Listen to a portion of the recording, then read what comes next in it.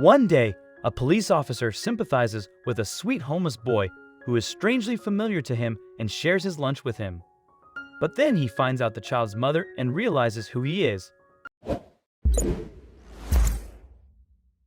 Jack Gordon was starving. It was the end of his shift and he should be going home for dinner.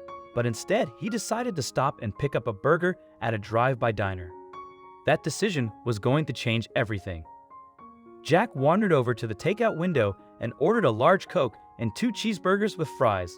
It must have been fate. He parked his car close by and unwrapped the first burger. As soon as he removed the wrapper, a small boy sitting on the curb looked up at him and gave him a hungry stare. "Hey buddy," Jack said to the boy who looked about 7, "where's your mom? You shouldn't be out on your own at this hour." The boy pointed at the diner and said, "My mom works over there. She cleans the kitchen. She only leaves when they close." Jack saw the way the boy was staring at the burger he was holding. "Listen, have you had your dinner?" he asked. The boy shook his head dumbly and Jack said, "Well, come on, I'll share with you. I have more than enough." Jack hopped out of the car and sat on the curb next to the kid and handed over one of the burgers. The kid took one of the biggest bites Jack had ever seen and started chewing hungrily. "Hey buddy, slow down," he said. "Have a sip with this." Jack handed over the soda and the boy gulped at it eagerly. The boy ate in concentrated silence, finished the burger, and started eating the fries silently. Jack handed over his own untouched burger and the boy snatched it up. "You're pretty hungry, buddy," Jack said. "When did you last eat?" The boy flushed. "Mom gave me a burger last night and I had some milk this morning. Sometimes the cook gives her leftovers and then we have food for days, but lately there haven't been any." Jack said, "I see," and felt his heart breaking. "What about your dad?" The boy's eyes filled with tears. "My dad's dead. I never knew him really. He was in prison when I was born and my mom says I look just like him." The boy said proudly, "And he wasn't a bad man. He just made mistakes." Jack felt a surge of pity for this kid. Fatherless and obviously living in poverty, it was clear that his mother was doing all she could to care for him because even though his clothes were worn, they were spotlessly clean. Maybe he could help this kid. "What's your name, buddy?" he asked. The kid grinned. Something about his grin was eerily familiar. "Jack Gordon," the kid said and stuck out his hand to shake Jack's.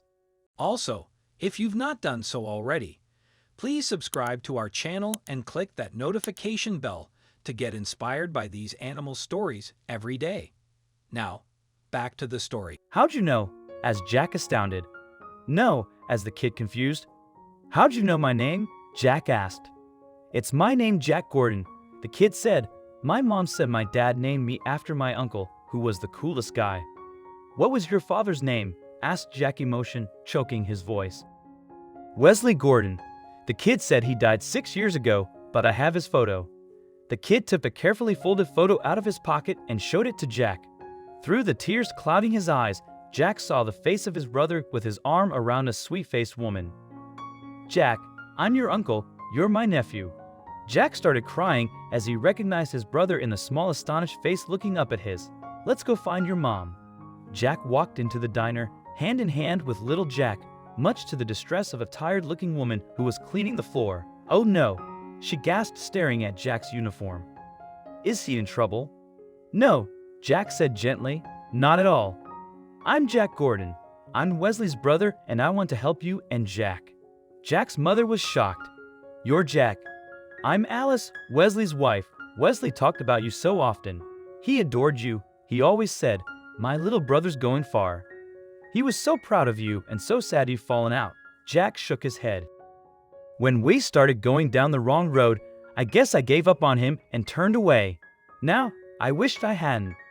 I knew he passed away, but I don't know if he had a family." "Where do you and Jack live, Alice?" "Live in my car," she blushed. "Guess I haven't done such a good job as a mom, but he is in school and he is doing well." "Well, now you and Jack live with me," Jack said. "I have plenty of room and you are family.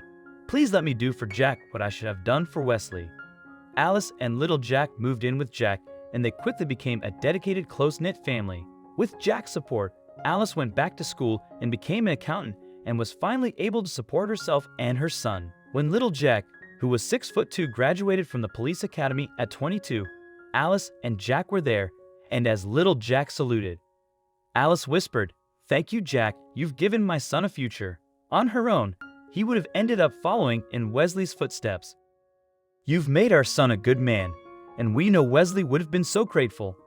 Jack hugged Alice with tears in his eyes and knew that somewhere so was smiling too. That cheeky grin his son had inherited. I hope you like this video. Please share it and subscribe to our channel. Also press the bell icon to never miss the update from our channel. Thank you.